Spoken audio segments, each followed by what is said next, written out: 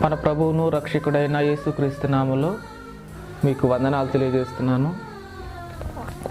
ఈరోజు మీ ముందుకు రాగల కారణం ఏంటంటే, మన పనులలో కావచ్చు, మన వర్క్ చేస్తున్న దగ్గర కావచ్చు, మన అధికారుల దగ్గర కావచ్చు, అనేకమైన విధాలుగా మనము శ్రమ పడుతూ ఉంటాం, హింసించబడుతూ ఉంటాం.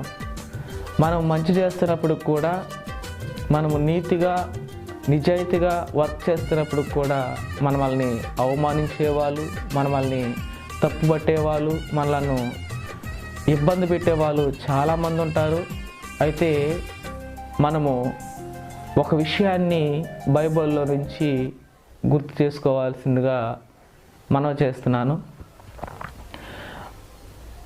మత్తయి సువార్త 5వ అధ్యాయము 10వ వచనంలో ఒక మాట మనకు కనిపిస్తుంది.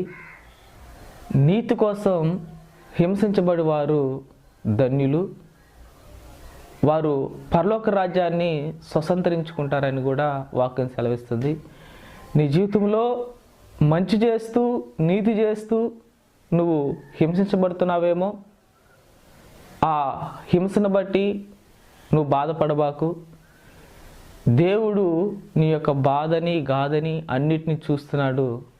ఏదో ఒక రోజు వాళ్ళ ముందు నిన్ను నీతి కలిగిన బిడ్డగాను, నిజాయితీ కలిగిన బిడ్డగాను, తలెత్తే బిడ్డగాను నిన్ను ఆయన చేస్తాడు. దానికి ఆయన అలా చేయడానికి ఆయన సమర్థుడు, శక్తివంతుడు. ఆమేన్. Praise the lord.